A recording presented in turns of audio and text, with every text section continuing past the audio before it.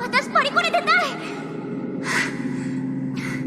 ジュキ、はっきり言う。その身長じゃパリは無理だ。無理だよ。お前はデザイナーになんかなれない。幾人にそこまでの才能はない。 Question: Would you still be able to go after your dream and aspiration when you've been rejected, humiliated, and being told impossible by your role model and parent? Do you still have the confidence to pursue it? I'm not asking whether or not you feel pumped and motivated to go after your goal for a week after binge watching 5-minute motivation video of Eric Thomas.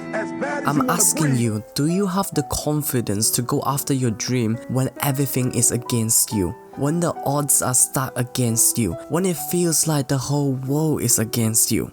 These were the kind of questions fulfilling my brain when I was watching the show. Initially, I was expecting a fun and wholesome journey of the main protagonist achieving their goal, despite the low likelihood. Cause you know, it's anime, anything could happen, it's a fairy tale story. If they can make a 5'0" dude killing in the sports of basketball and netball, I'm sure they wouldn't mind blessing the main protagonist of the show as well. But in the very first episode, my belief and expectation were quickly debunked. I quickly realized this is not the usual nice Disney anime I was expecting. Instead, it was more like a tough documentary. The unexpectation and realism caught me by surprise, and since then I was glued onto the show every single week. And I can't wait to witness the story of the main protagonist. 藤戸千雪がトップモデルに至るまでの物語。そして僕、津村陸斗、トップデザイナーに至るまでの物語。 So without further ado, let's begin today's video on Runway de Waratte, aka the Bakuman of FASHION. And now, hit my intro fam.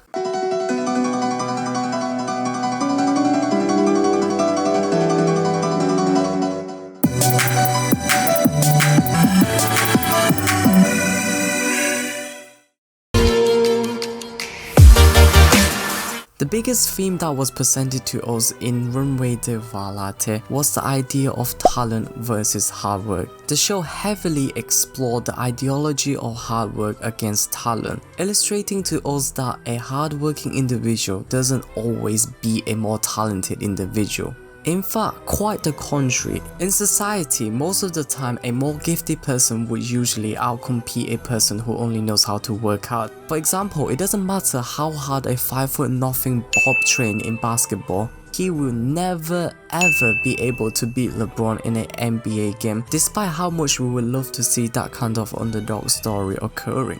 It felt like some raw truths were shoveling down my throat when I was watching the anime. It shifted my naive Disney-like mindset from years of consuming Hollywood underdog movie to a more realistic mindset. Essentially, it gave me a reality check. As the show progresses, the anime provides us with their answer. Talent will outcompete hard work most of the time. The crucial part here is most of the time, but not every single time. There have been cases where hard work does pay off and it did overcome talent. But that is only the case when you have some talent in the first place and you are using hard work to bridge the gap between a more talented individual. Teaching the audience that we should work hard on areas that we are talented in, not giving us false hope in believing that hard work will overcome everything. And it also begs the question, what if someone is talented who also works hard? Everyone only has 24 hours per day. Another big theme that was centered in the anime was doing what you are passionate at versus what you are good at. Almost every single time when we got asked about this question, we tend to lean toward doing what you are passionate about, cause that's what we've been taught on the TV and by celebrities. But in real life, people tend to live better when they're doing what they are good at, like the saying, you need skills to pay the bills. You don't want to waste your entire life in your passion and risk your opportunity to be successful in what you are good at. Smile Down the Runway illustrated to us that individuals should combine what they are good at with what they are passionate about, and that was the solution. Not to isolate, instead to complement both elements. Runway de Waratte is filled with awesome characters with rich development. It doesn't feel like I'm watching the stereotypical one-dimensional character. For example, we have the main protagonist Ikoto going from an indecisive designer wannabe amateur to a more confident semi-professional designer. His transition was backed with struggle and difficulties. He is a human too, and there's moments where he has completely lost it under stress. All of these elements makes his transition more believable, and it makes his successful transformation more understandable. And the same thing applies to the main female protagonist Chiyuki with her journey. But there's one character that I believe has the best character development of the show, and she is Kokoro Hasegawa. Little bit of background information: she is really good at modeling due to her God-gifted genetics, but she has a passion for being a fashion designer. When she was first introduced in the show, she gives off a submissive, weak, passive, introvert and unconfident impression. This is further reassured with her speech. The most common line for her character is すみませんでした。 It felt like she is sorry being here, sorry to bother you, sorry for go after her goal, sorry for being incompetent, sorry for being herself, building an awesome character foundation and perception initially. As a result, I was shocked when I found out that she wants to become a fashion designer, especially coming off that weak, unconfident first impression. Because based on my perception of fashion designer, they seems to be really confident, and even sometimes too confident about their design. As the show progresses, she faced with more struggles and pains. For example, being told that she could not become a designer by her own role model. Then seeing her absolutely dominating the world of models, it makes you wonder if maybe she's better off being a model instead of being a designer. This leads to the show presenting us with the ultimate question: are you fooling yourself with this so-called dream and try to blind yourself with this fake 3-minute passion to run away from what you are good at and escape from your responsibility?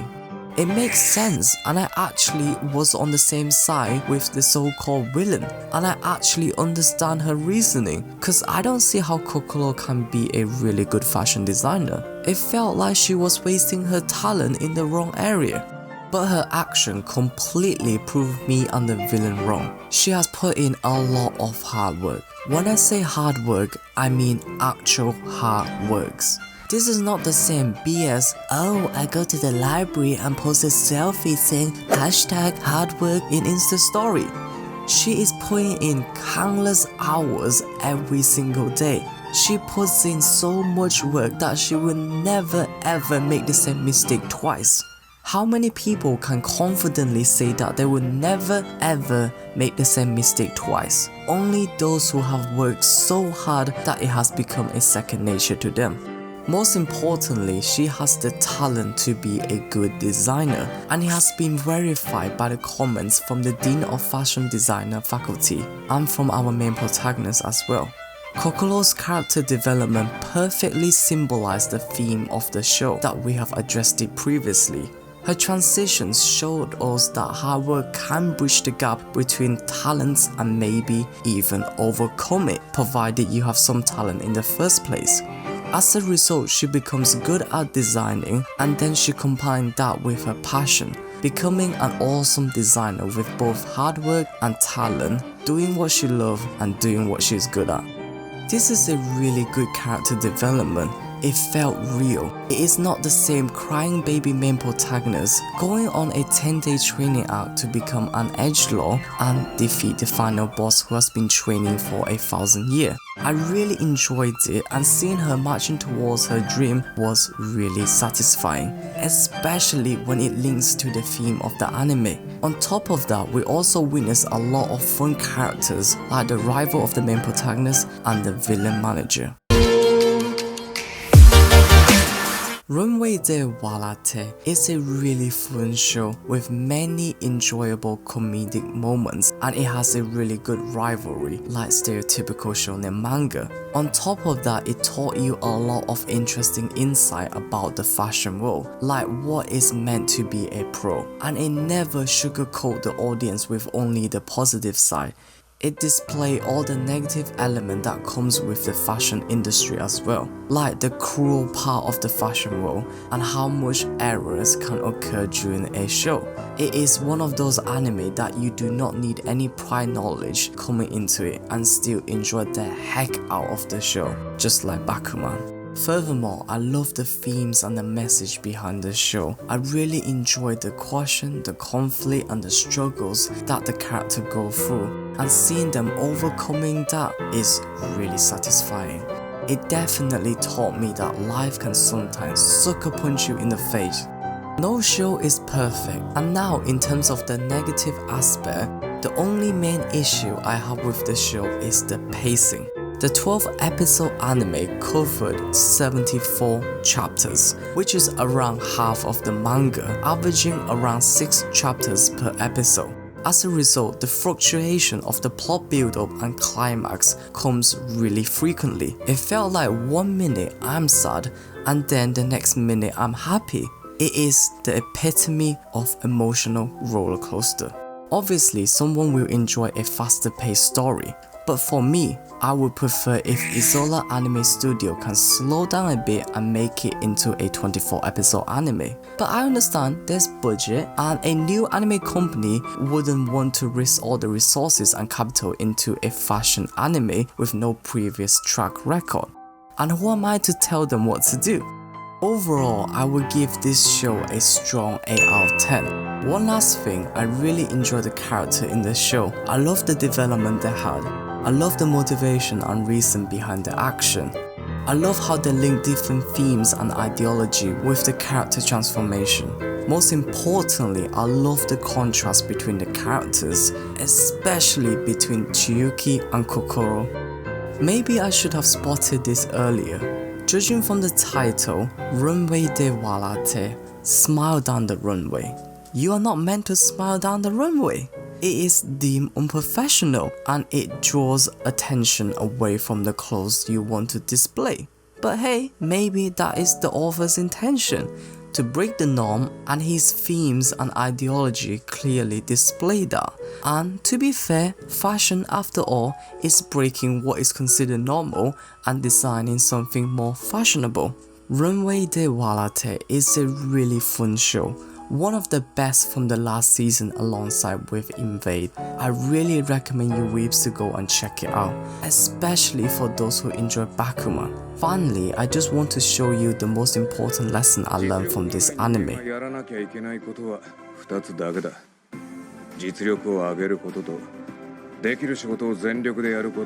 And I can't wait to witness the story of the main protagonist. トップデザイナーに至るまでの物語。ランウェイで笑って。 Please don't be fine. さよなら